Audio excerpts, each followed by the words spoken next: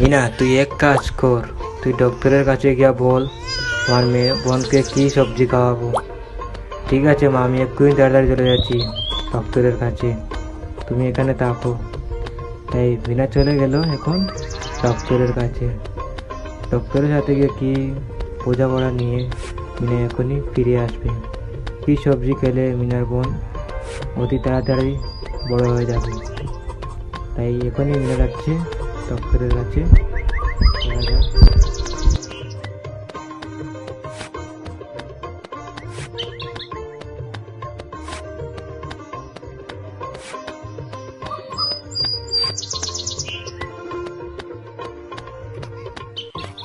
এখনই মিনা চলে এসেছে ডাক্তারের কাছে। ডাক্তার বলছে, হাই মিনা, কি খবর?